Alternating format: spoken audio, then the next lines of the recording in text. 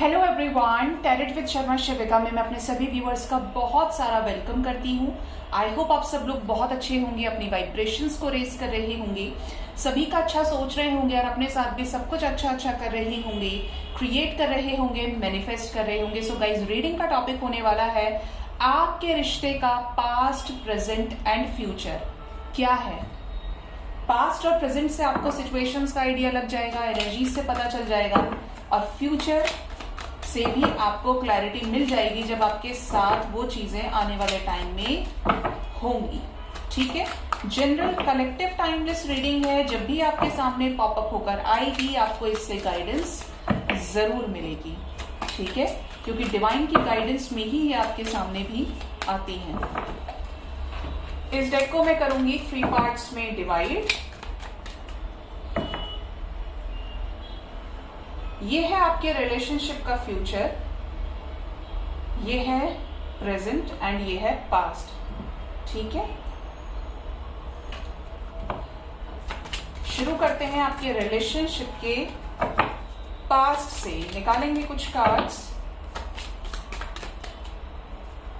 First card है 2 of wands, next है 9 of pentacles, next we have 4 of swords, next we have page of pentacles, bottom of the deck we have 6 of pentacles.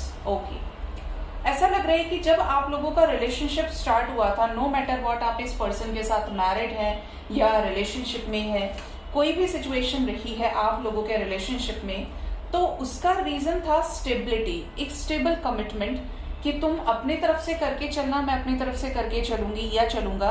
Relationship balance रहना चाहिए, कोई किसी को धोखा नहीं देगा, दोनों को एक दूसरे के लिए लॉयल रहना है, दोनों को एक दूसरे के लिए कमिटेड, प्यार में रहना है, केयर करनी है, मतलब इक्वालिटी जिसे कहते हैं वही इस रिलेशनशिप में होना चाहिए।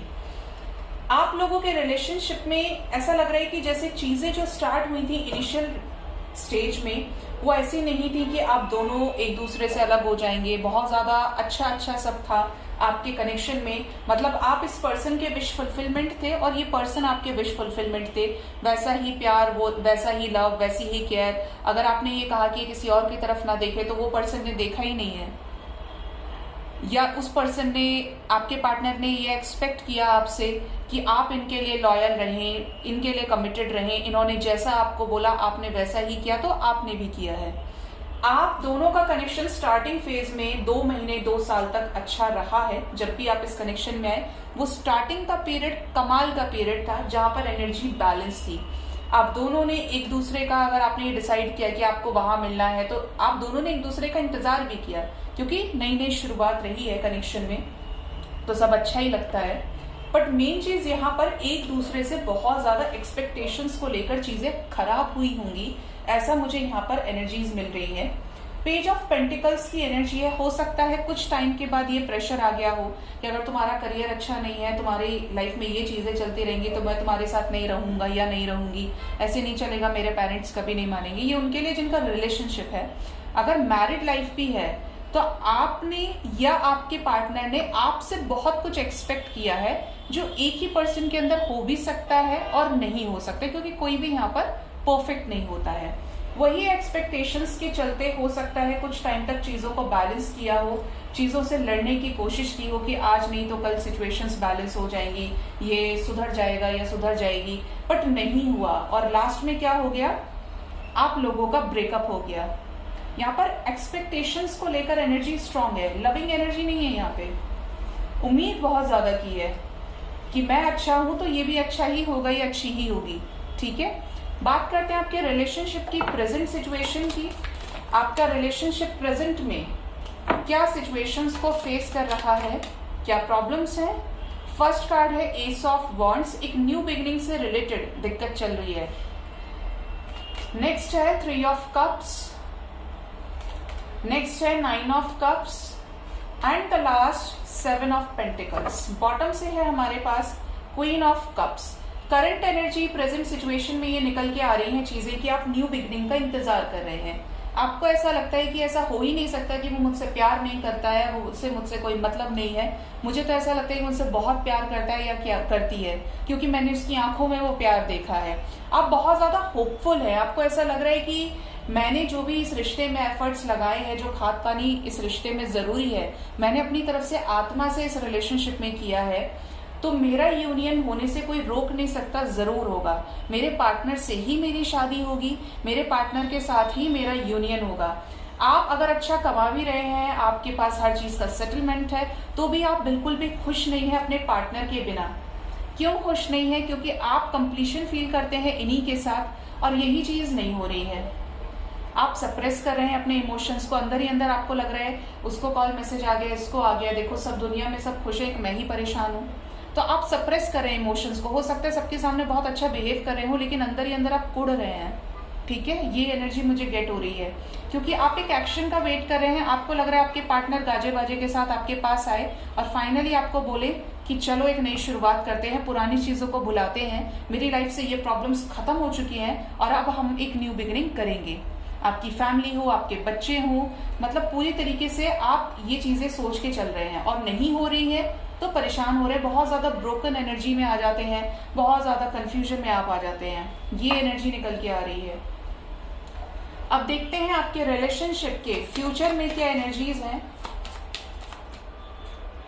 फर्स्ट कार्ड है हमारे पास 6 ऑफ कप्स, नेक्स्ट है द टेम्परेंस, नेक्स्ट है 4 ऑफ वॉन्ड्स, नेक्स्ट है एस ऑफ पेंटिकल्स, बॉटम से है the Karma and 3 of wands with the queen of wands. Okay, इनको यहां रख देती हूं। फ्यूचर में आपने अगर होप छोड़ दी है तो होप बनाए रखें गाइस, क्योंकि यहाँ पर फ्यूचर एक्शन बहुत पॉजिटिव है। एक तरह से बात करें तो आपकी जो भी परीक्षा परमपिता परमेश्वर ने, यूनिवर्स ने ली है, वो आपको 100% पे बैक होगी। जजमेंट होगा, डिसीजन होगा। कैसा डिसीजन? यूनियन से रिलेटेड, स्टेबल कमिटमेंट से रिलेटेड, ओवरऑल बैलेंस से रिलेटेड, हैप्पीनेस से रिलेटेड, जॉय से रिलेटेड। जो आपको छोड़कर गए हैं वो खुद आपको बहुत ज्यादा याद कर रहे हैं, मिस कर रहे हैं, जिसके चलते ये आपकी लाइफ में वापस आएंगे, जरूर आएंगे। आप दोनों का फ्यूचर इस कनेक्शन का है रीयूनियन तक जाना। कैसे?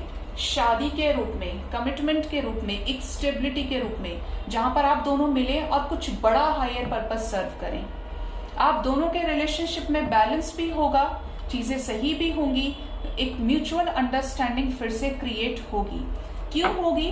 क्योंकि आपके कर्माज अच्छे हैं, आपने होप नहीं खोई, आप बहुत पॉजिटिव हैं, आपने पॉजिटिविटी के साथ ही वेट किया है, अपने काम को खत्म नहीं किया।